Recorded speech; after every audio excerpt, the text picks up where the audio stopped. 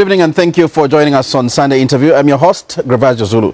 Now, higher learning institutions remain key in the alleviation of poverty and ultimately in the development of any nation.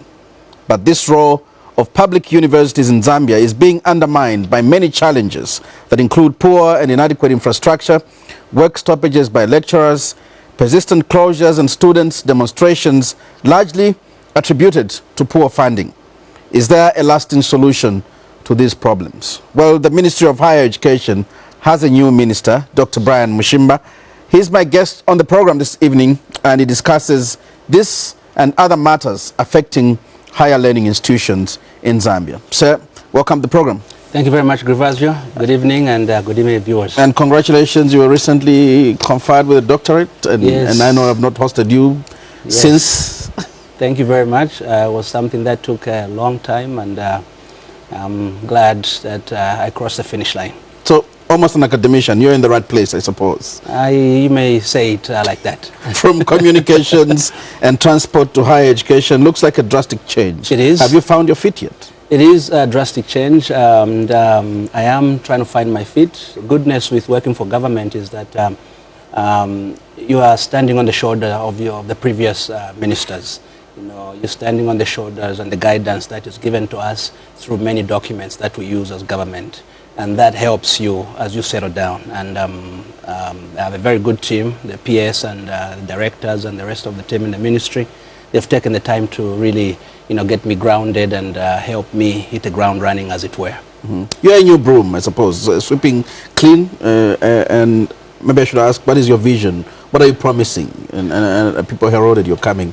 Thank you for that question. And the vision is not my vision. It's not a new vision. I serve the government of His Excellency, Dr. Edgar Chagwalungu.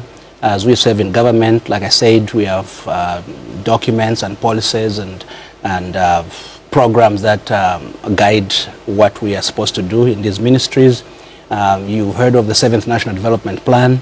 As a Minister of Higher Education, we have the 4th pillar, which speaks to human capacity building, that is guiding us. We have the PF manifesto around access to higher education, that's guiding us. We have the Vision 2030. So many of these documents, once you digest them and put them in small bites, that is the vision, that's what's guiding us, and that's what we're trying to do to make sure that we provide quality higher education to all the citizens that require it. What is your promise? The promise is obviously to make sure that we continue increasing and expanding that envelope, to make sure that many more of our children can access higher education. Right now, about 20% of grade 12s accessing our public universities and the TVET institutions. I think that number needs to be increased, and we're going to make sure that as we look at traditional and non-traditional ways of funding higher education, financing higher education, we can start increasing that number so that we don't leave as many of our children at grade 12 as is happening or has been happening historically. Have you interrogated that? I know you spoke about it recently this week, yes. Expressing concern that only 20% of grade 12s migrate or make it to the public universities and higher learning institutions in Zambia. What could be the problem? Is it lack of space, lack of infrastructure, lack of funding? I think it's the many. Way structured our education system. Yeah, it's many reasons. Some of them are the ones that you touch on. Obviously, the large part of our population still are not able to afford the fees that the higher institutions are asking for. Our physical infrastructure around public universities have stayed the same. Look at University of Zambia. Since independence, there's very minimal enhancements and improvements around around the infrastructure, even CBU. So some of those are the reasons that is holding our students back, and we need to find a way to start addressing those things. The grants that we give these institutions, the loans that we give the students, have stayed a bit fixed for a while, and with the school fees increasing every year, we are only sponsoring a smaller number every year because the fees have been increasing while the envelope has stayed the same. So that's why I spoke to the traditional and non-traditional ways of addressing this problem.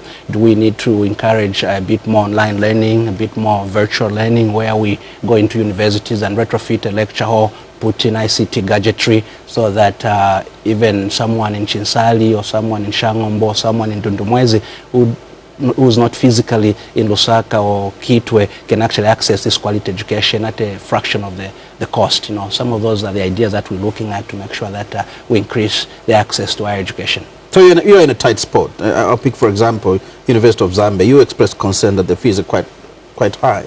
And then this is an institution which is falling apart on its own, never been looked at too much.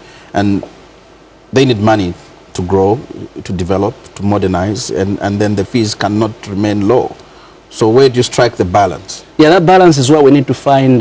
When I was at University of Zambia, obviously, what you're speaking to is a concern I picked up because between 2017 and 2018, there was a humongous jump in school fees from about 20,000 kwacha a year to about 36,000, 37,000 kwacha a year. And I dug a bit deeper into the justification around that. And what I saw is that the enrollment at University of Zambia main campus has been going down.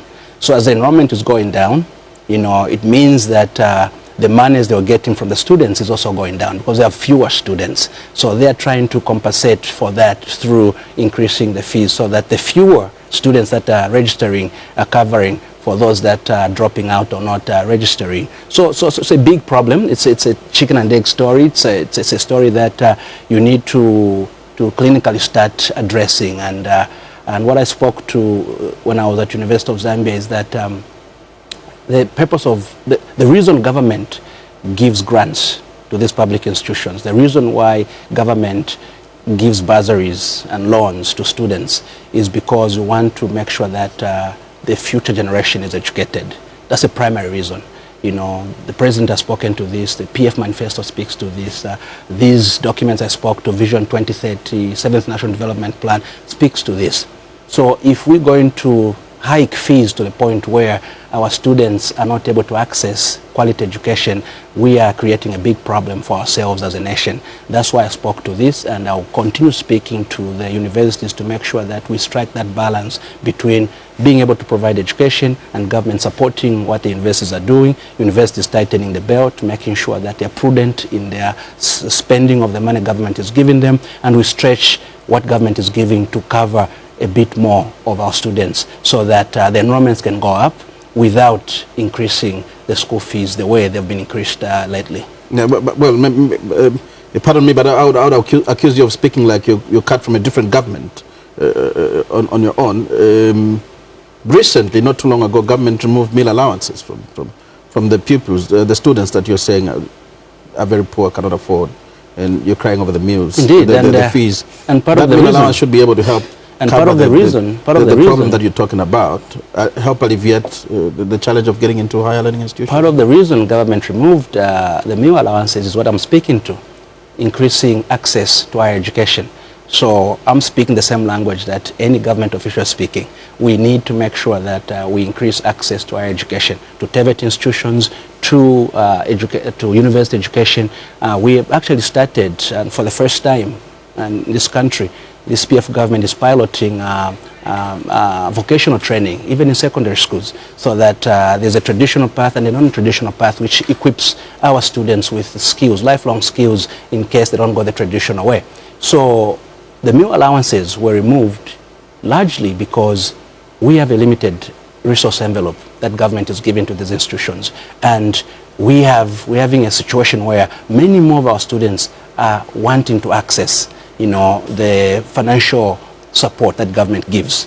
And with the fees going up, going higher and higher from the institutions, we're starting to see a situation where fewer and fewer students are being given these facilities. So how do you increase the envelope? How do you bring more students to access this if you are giving the few students everything, including meal allowances? So the thinking was, let's remove meal allowances so that we share this responsibility with the parents.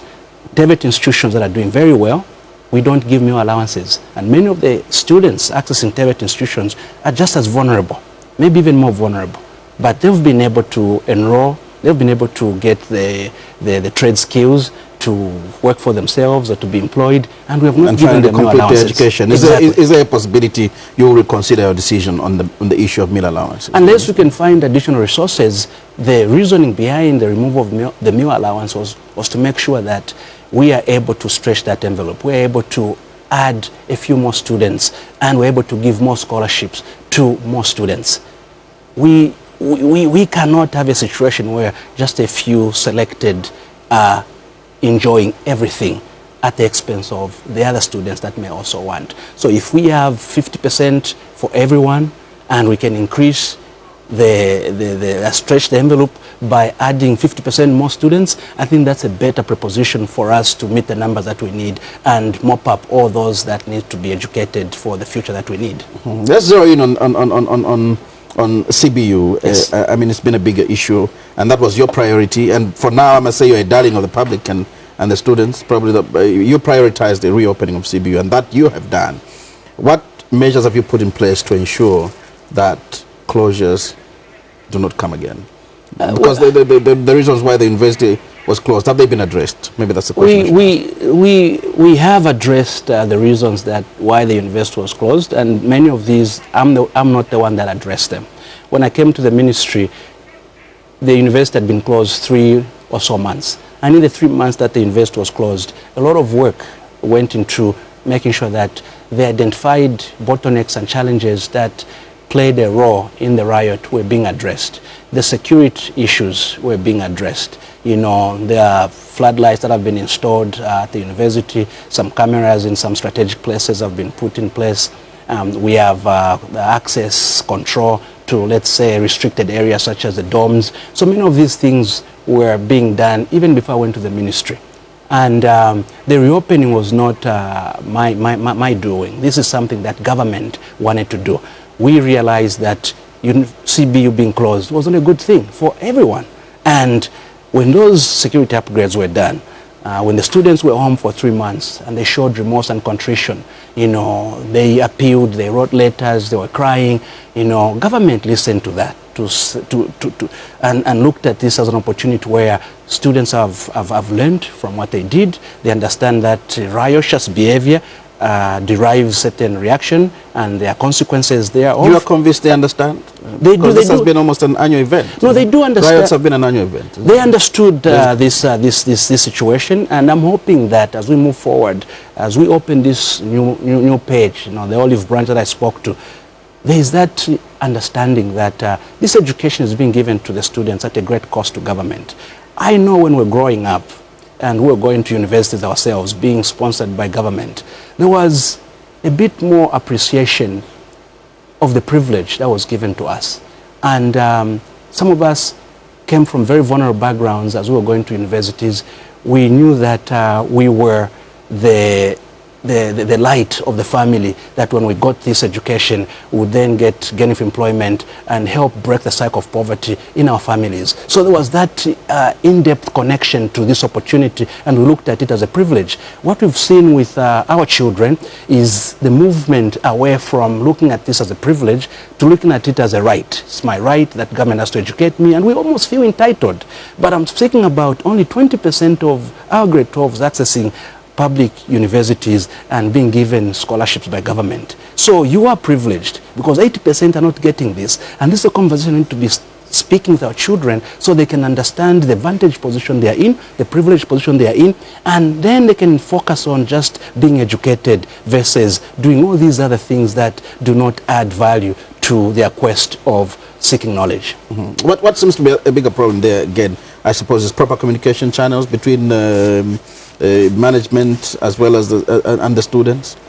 Well, I think there can be more dialogue that could take place, and this is something that we as a ministry have committed to, that we're going to foster. It's something that my previous colleague, Professor Luo, was doing. She was traveling quite a bit to meet these students and go to these institutions. We're going to continue with that open door policy to make sure that we facilitate dialogue. Students feel listened to and feel heard, and management and the unions as well. When we can sit across the table and dialogue more, many of the issues that they'll be raising will be addressed. I can give an example.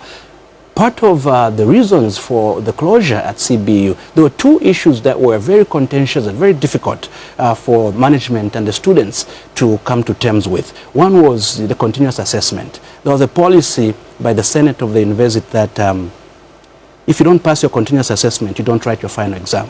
That became a big problem. And the reasoning from the students was that if continuous assessment is only 25% of my final grade, why would you hold me back from writing the other 75%? 75%, yeah. Exactly. You end up doing well and maybe getting 60%. Exactly. You know, the other item outside the CA was the fact that the other students that were sponsoring themselves, or they are on 75% sponsorship or 50% sponsorship, and they have to come up with a difference, and they enter into some type of payment plans with universities. And universities came up with a policy to say, if you have not paid so much, you won't be allowed to write final exams. So we sat across the table to say... Justifiably so, isn't it? Justifiably Universities so. have to run. Justifiably so. But when we sat on the table with all the stakeholders, because this was an exhaustive discussion, it involved a lot of people, and we sat across the table, and we said, let's apply our minds to this.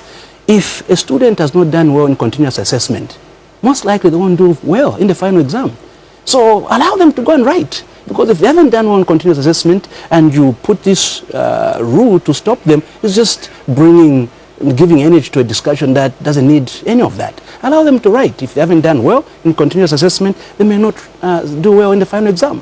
The Senate looked at this and they revised that, they removed that clause. You know, the other issue of students having been allowed to learn the whole year. You have a 7th-year student at Ridgeway campus. He's about to graduate 8 weeks to start giving the much-needed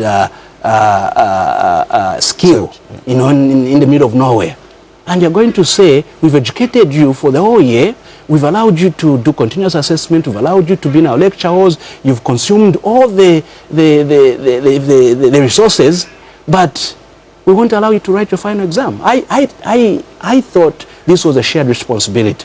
The university have every right to recoup whatever money they're supposed to recoup, but they need to put in place mechanisms where if someone don't pay as per the plans, they let them leave the university, so they are not consuming resources, and then at the end of the day you don't allow them to write. I would rather you allow them to write and then hold their results, because this 7th year has graduated, he has a medical degree, then hold his result so that he pays or she pays before you release those results. I thought that was a good compromise. I think all the stakeholders that we sat on the table with, they came to the appreciation that this really may be the progressive ideas around how to address this, and it has removed a lot of excess energy out of this environment that didn't need any. So you are confident all the issues are resolved now? CBU will run smoothly, problems have been addressed? If there's going to be any riot, then...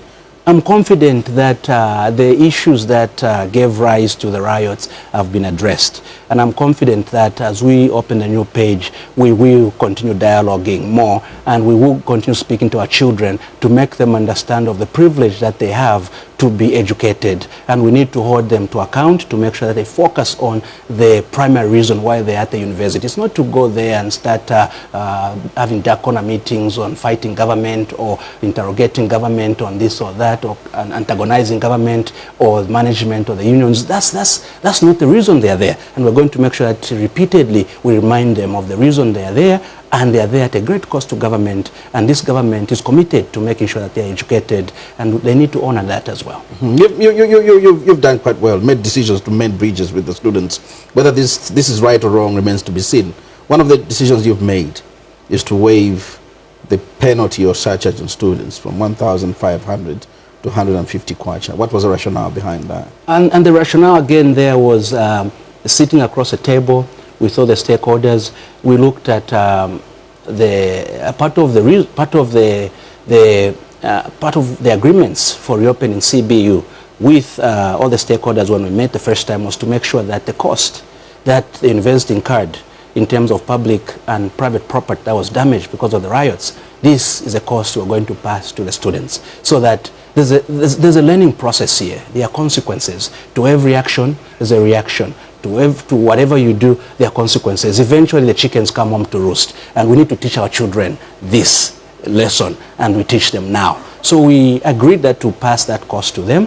We were going to quantify what it took to repair the damaged property, and once we quantify it, we'll pass that cost to them. So the model that was used initially in that quantification took extra parameters into that calculation. So when we realized the number was really high, and many of these students, government is sponsoring them. Many of them, as I spoke to, they are very vulnerable. So where are they going to get the 1,500? So we sat down as government, we sat down as management, as unions, and we revised this together to make it in a way that the students are able to understand that they've been punished and there's a penalty for their behavior, and this could be a restraint from them doing this behavior again, but also at the same time we don't make it to a point where students fail to come back to school because they can't just raise the 1,500. You did overrule management? No, we didn't overrule management. We provided guidance. Again, the type of leadership that we are providing as the PF government is consultative, is engagement, is dialoguing. And then in there's consensus building. And once consensus is built, then the university does the rest. But so this reduction was, for lack of a better word, amazing, isn't it? Huge. I think that's huge. I mean, the purpose, I suppose, management surcharged at a huge fee was that this could not only serve to repair property, but also serve as a deterrent, as a punishment. But what is 150 kwacha? Anyway? It does that as well. It does that. How many students will be deterred? It does that. If you look at the property that was damaged and the cost of the property that was damaged, including the punishment that was put on the table, realize that many of these students are being sponsored by government. The reason they are being sponsored is because they are vulnerable. They are not able to raise these resources. Many of them, this 150 was a challenge, and is still a challenge. Shouldn't this 150 be a painful decision to take by this? 150 is too small. It is, and you should... it's a negligible You should amount. also take note that there are it's other something students... they can pay from the money you're going to pay them. There were other students that were suspended. There were other students that were expelled. And those that were suspended, once we lifted the suspension, their surcharge is extremely high. Those that were suspended, that have expelled, that have been brought into suspension, theirs was also extremely high. So we looked at the middle ground to make sure that they felt this in their pockets and their parents' pockets, but at the same time we don't use this as a last straw that broke the camel's back, and we have students that can't come back and re-register and continue. Remember, the big picture is to educate these children. We don't want them to be on the streets without the proper skills for lifelong survival. The other picture should be sanity as well. Indeed, and the measures that I spoke to... I mean, somebody is going to give you an example. For instance, if they imagine they shattered a vehicle worth 20,000 kwacha, then all of them will have to pay 10 kwacha? The measures, and then that would just be enough for them? The measures that we've put in place outside the 150 that has been surcharged, other measures we've put in place, including reforms and commitments that they are signing to make sure that they don't participate in these activities ever again. I think they speak to the fact that we have understood they have understood the consequences that come with certain behaviors, and we're hopeful that moving forward, really, they will take this olive branch, they will take this new page, they will take this position that government has taken to give them another chance after understanding and realizing how remorseful they were. Staying at home for 3 months to 4 months was quite long, and you should have seen the parents that came to our offices crying, children crying. So they've been punished. You feel so? I feel so, yes. Now, maybe you've also waived suspensions and lifted the expulsions, and, well, did you have discussions with management? We did. You've basically undermined the authority on this one. No, we did. Again, the decisions were not made by myself or my office. The decisions were made in great consultation with all stakeholders, including university management and the unions. They were all on the table as we were making these decisions. And we realized that, there were some students that were in the front of inciting others, and the punishment for these has been higher than the others. But 80% of the students were innocent, and the only crime, let me rephrase that, the only crime they committed is complicit and standing by as the other students were planning all these riotous behavior. And those that were in the forefront have been identified. Many of them are suspended up to now. Those that their suspension have been uplifted, we're watching them, and we're making sure that their surcharge is higher, and the consequences of them being in the front ever again This is really the last chance for them. If they the do masterminds are walking back to the campus? No, they are suspended. They're suspended. They'll suddenly go back? They're suspended. For how long? Indefinitely, until they show remorse, until there's contrition, until management of CBU and government feels that they've paid for the sins that they committed against society. So what you've waived is the expulsion? Yes. So they have a chance of going back? They have a chance of going back, yes. Again, in the broader context of what we want to do, these are children, you know, and we need to look at them in that context, that if we don't educate them and we expel them permanently, they are going to be on the streets. They are going to become criminals. Tomorrow they'll steal from you or they'll steal from me. So it's a responsibility of all of us as a community, as a country, as a government, to make sure that we teach them a lesson and allow them to repent and give them a chance so that they can contribute tomorrow to the economic activities that we desire, the tomorrow that we desire as a country. Let's look at the unions, and I think this was a decision taken by your predecessor to ban students' unions and introduce what she called student guilds. Is this decision going to be upheld, sustained? There were reasons why those decisions were made. In my handover notes, Professor Luo went over the reasons why this was done. This was done in consultation. There were positives to the introduction of the guilds versus the traditional unions. I've engaged both CBU since I've taken over office, CBU and UNZA. And one institution is saying it's working very well for them. The other institution is asking for it to be relooked at. So you can see, you know... where is it working well? I suppose it's UNZA? And UNZA is working well. CBU, they're having some challenges with it. So sometimes it's change management. Change always is very difficult because you get used to doing things a certain way. And when someone says, let's do it differently, you resist a lot, you know, even if it's good for you. But what we've committed to is to make sure that students have representation. Students have a voice. Either through the traditional unions or the guilds, we are achieving that. Students having a platform to air their concerns, students having leadership that's representing them to management and to government. And that is a commitment as per the Act. So you're being general on this one, you're not going to be specific to state whether the unions are coming back or you're sticking to the guilds? We don't go in offices to overrule what was done before. We go there to stand on the shoulders of those that served before us. We serve one government. Decisions that are made by one minister is binding to me, especially when they are well explained and articulated the way this issue has been articulated. So what we need to do is to just build and continue the dialogue that the professor started around explaining what this is. And that's, and if for any reason the objective of what has been done here cannot be understood or appreciated, and there's a huge push to make sure that we go back to the traditional way that student unions were being organized, who are we to stand in that position? Let's move on. And I know you've explained. I wanted to ask you whether closure of the university was a collective decision.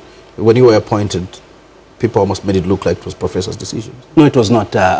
We were bound by collective responsibility. Many of these decisions are made as a collective, and there are many reasons that make us arrive at those decisions, and it was not the professor's decision to close the universities. It was what needed to be done at the time, and it was a sad development. Government was saddened by it, and we all wanted to reopen the quickest way, in the quickest manner, to make sure that our children go back to learning. But we needed to also make sure that the upgrades that needed to be done around security features took place. We need to make sure that the students learned something from this, and they show remorse and they commit to not doing this behavior ever again. And I'm appealing to the students, as I'm speaking to you right now, Gravazio, for them to focus on their primary preoccupation as they go to higher learning institutions, is to acquire knowledge and skills that's going to help this country develop tomorrow. It's not for them to go and be antagonistic.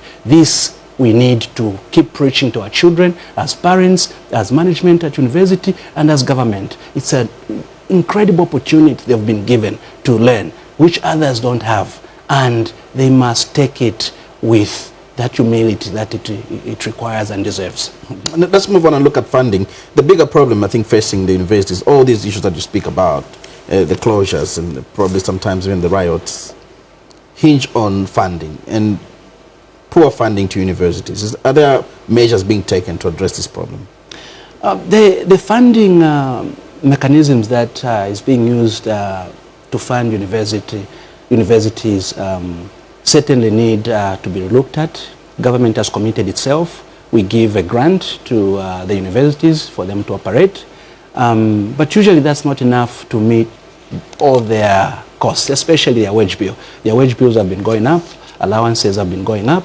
We've asked universities to be prudent, to only pay what they're able to generate or what is available, so they can restrict themselves in that basket. It has not happened. Sometimes you see some of the conditions that we've been speaking to, and we'll continue speaking to this. But government is committed to continuing giving that grant, and we'll continue giving them that grant. What we've asked the universities is for them to do a bit more in terms of meeting government halfway.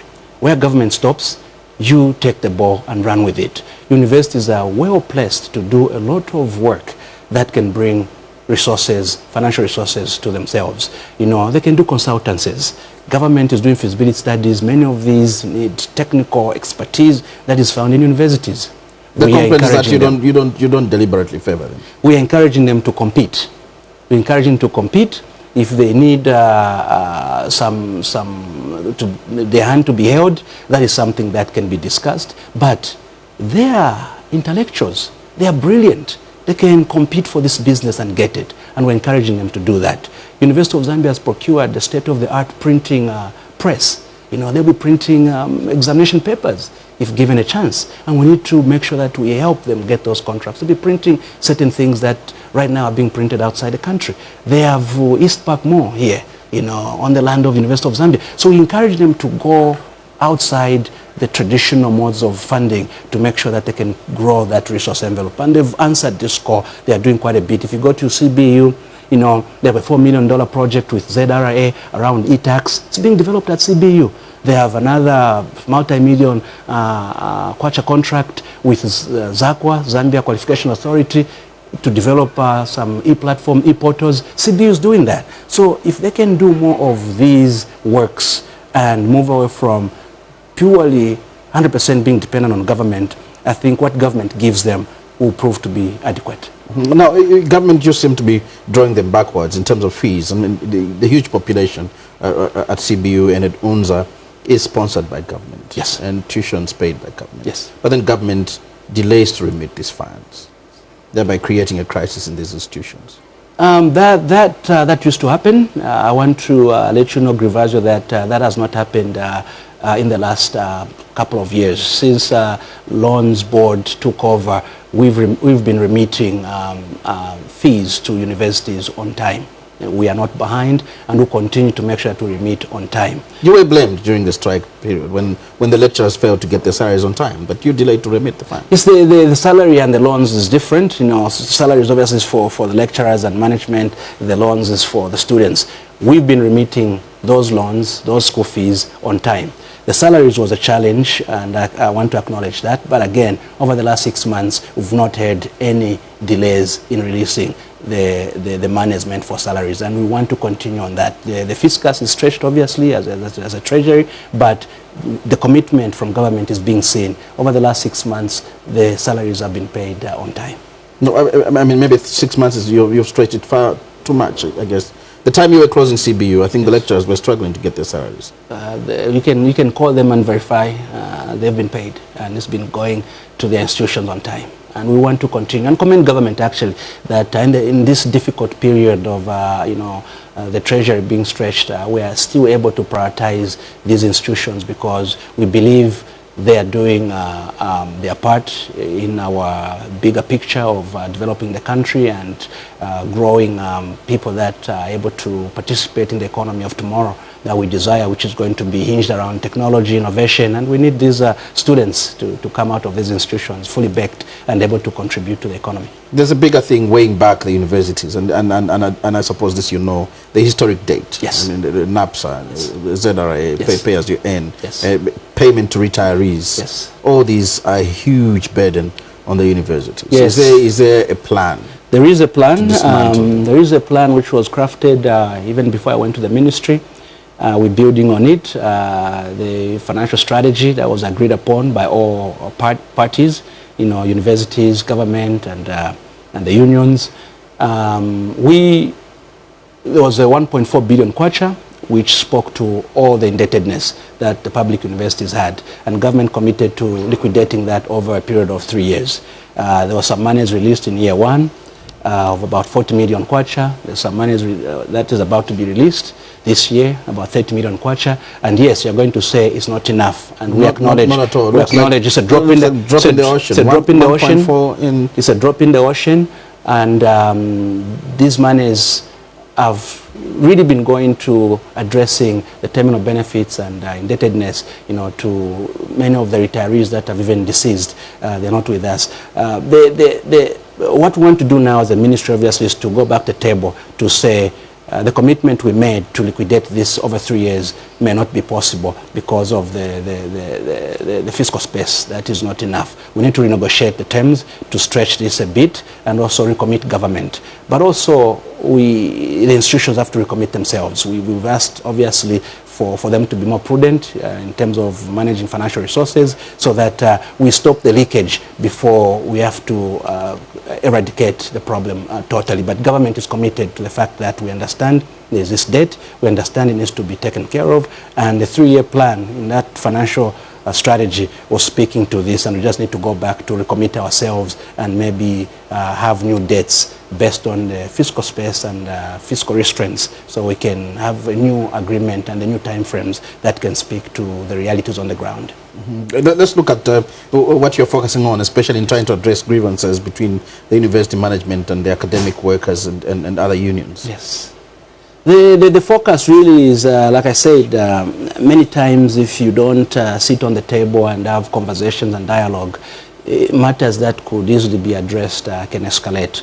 And the focus for us as a ministry and the new direction we're giving is this open door policy to make sure that we're speaking to each other, so that we don't allow the volcano to build and then erupt. We can remove some of the factors that can cause that eruption and make sure that it doesn't happen. So we will continue listening to them. We will continue addressing the concerns that they bring. And many of the concerns they bring are concerns that we can sit around the table and intelligently navigate and discuss and provide the leadership that is required of us. That's a commitment we've given.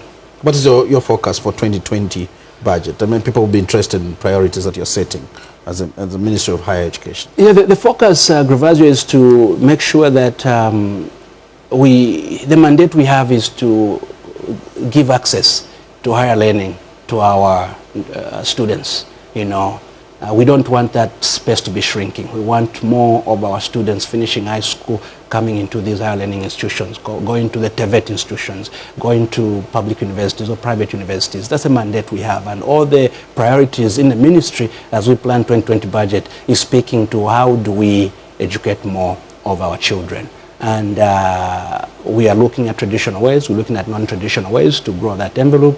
We're looking at what I spoke to earlier. Right now, one of the biggest opportunities we have as a country, and actually globally, is this internet and the world of internet. There are certain things that yesterday were not possible because internet was not available. Today, they are possible because of internet. Do we focus on e-learning? Do we focus on online learning, on virtual learning, so we can actually broaden this envelope and educate more of our children with the same resources that we have? You've been accused, not personally you, but the ministry, of being the Ministry of Cowbelt University and University of Zambia, and you've focused on these two universities at the expense of other universities. You've got 7 public universities now. That's true. What is happening there? I think it's a historical problem. That's what you're speaking to. Until recently, those were the only 2 universities that we had. UNZA came into creation right after independence, about 1987 or so. CBU came into existence. So they've been the 2 institutions that we've been dealing with for the longest. And there's that history and connection between government and these institutions for a long time. And for lack of better words, they are our premier institutions because they've really generated the brains that are running the country today in the private sector as well as in government.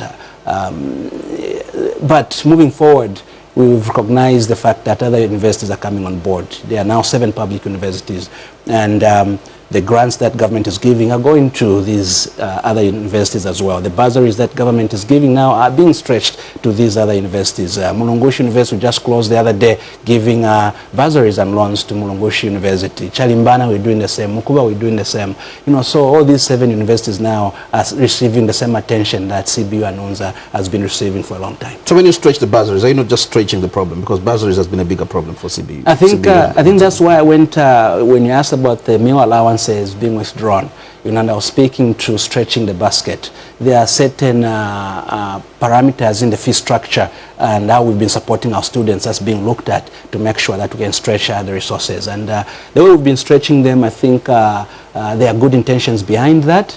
The intention is obviously to make sure that many more students that otherwise would not have access to this, to have access to it. It's like in a home, you know, when you have one lump of Mushimba, you know, between you and your brother, do you want to eat it alone as CBU or as UNZA, or you want to cut it in half so that your little brother can also have half and you also have half?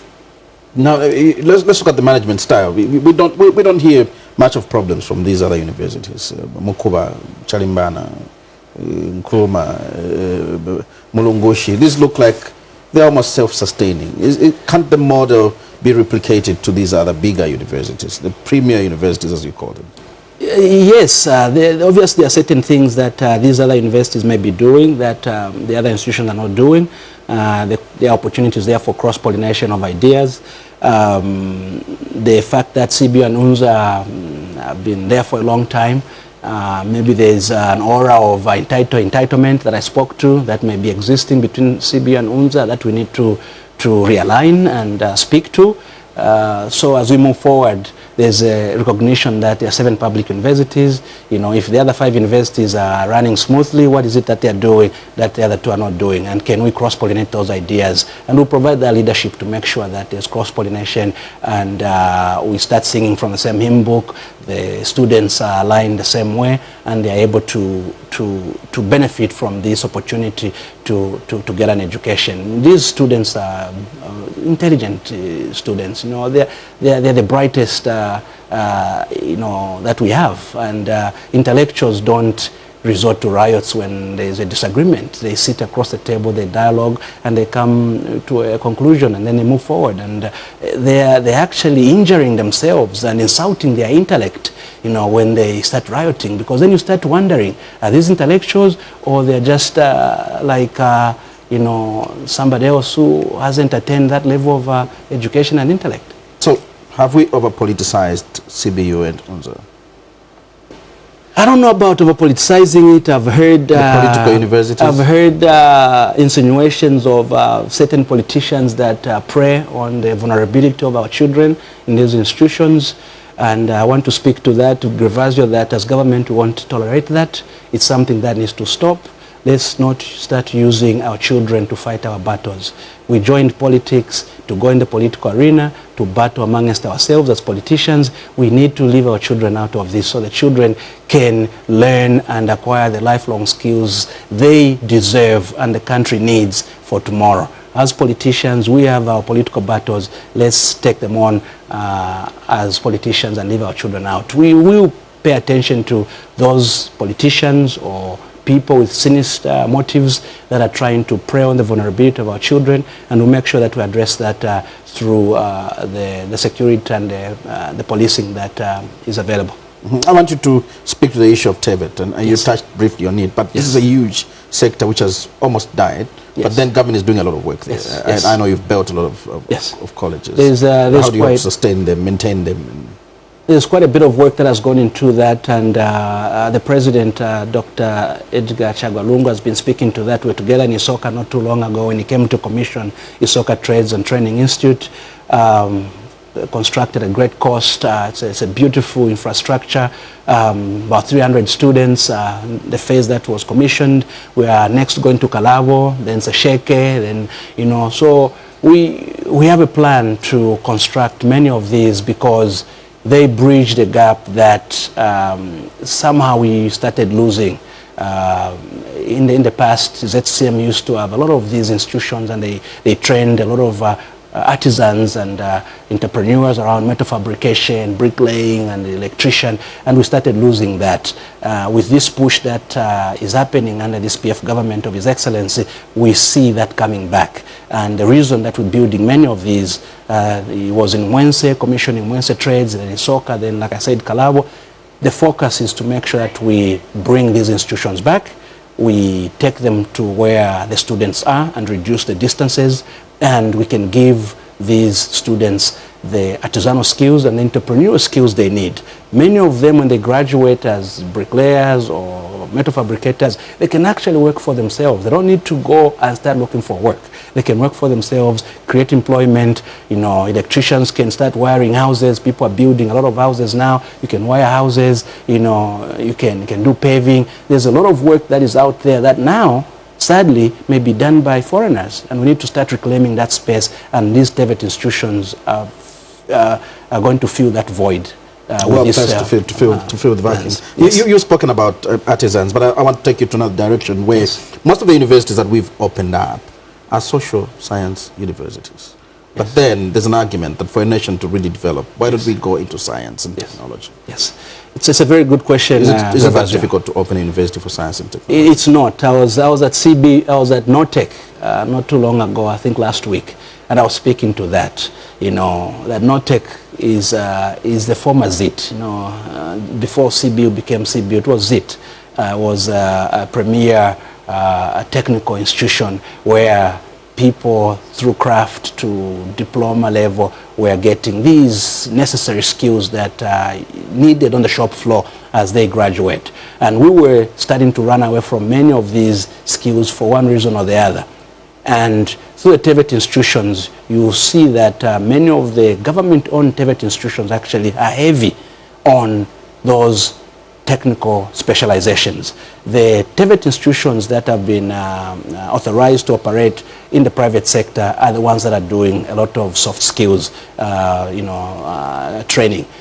As government, we want to make sure that our institutions continue to stay technical, continue to support science and math, because the development trajectory we are on as a country requires a lot of technical skills, a lot of engineers, a lot of technicians, a lot of electricians, and we cannot cede that space to somebody else and continue training just the soft skills. So there will be a deliberate discussion around that to make sure that we continue encouraging science and math, you know, across the country, because these skills are required for the technology that is required to develop economies of tomorrow. I'll take you back again. We have 7 universities. Yes. 5 of these, I think, are offering what you're calling soft skills. Yeah. Well, they are offering that, but if you go to CB, you go to UNZA, there's quite a bit of technical degrees that are being offered. And if you look at the numbers, actually, the 2 may actually swallow maybe the other 5 in terms of the numbers where they are. And again, shouldn't we be setting up a University of Agriculture, specifically a University of Science and Technology, dedicated university? That's a thought, and in our strategic plans, those discussions have happened. Do we need to set up a separate school? Convert one of the 5 universities? Exactly. You know, do we need to convert one of the 5, or do we need to build a new one, or do we need to make agriculture as a school and the existing universities? So at the end of the day, it's resources permitting, we address these the best way possible. But we've identified the needs, you know, that society, that the country needs. We are going heavy into agriculture and agricultural value chains. We're going into industrialization. So we've done the assessment in terms of what the skills that will be required for these industries. And they may be provided either through the existing institutions or the creation of new institutions, as we've been speaking to the TVET institution that we're commissioning every day under this PF government. Yes. Let's look at one last question, maybe as we close. The issue of research. Yes. The universities in Zambia are not known to do a lot of research that's helping the country. Yeah, they've been accused of not doing enough research, and lack of funding, one of the reasons. We've spoken to this. In fact, you would also be interested to know that the industry has been sending signals that some of the relevance of the graduates that we are graduating is not meeting some of the demands of the industry. And I spoke to this also when I was at Nortec, that we need to start bridging that gap to make sure that the industry is speaking to the higher learning institutions to make sure that their needs are being met through the training we're providing. So it's a collaboration, and we can't allow the industry to stand aloof while the institutions are churning a product that is not being consumed by the industry. So we'll be encouraging that collaboration to make sure that there's that understanding between the industry and what we're producing. In terms of research, we as government have a fund that we've been contributing to through the Youth Innovation Strategy and through the Strategic Research Fund. The government is funding this, So the issue is maybe we need to grow that fund a bit more.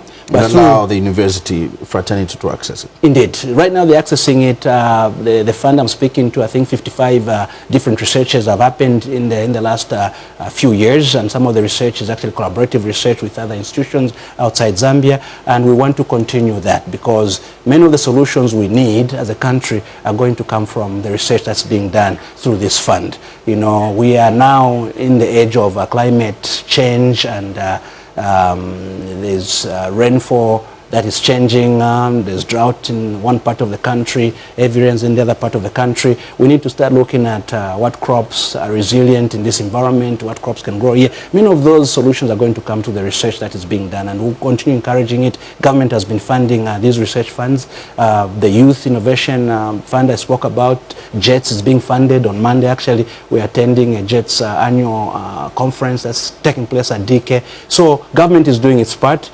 The research I spoke about, 55 different researchers that have been funded through it. We'll continue making sure that we don't neglect research, and we encourage the researchers at universities to speak to others and secure additional funds for this research to make sure that we start addressing the challenges we face that are going to continue being problems tomorrow if we don't research around them and craft solutions today.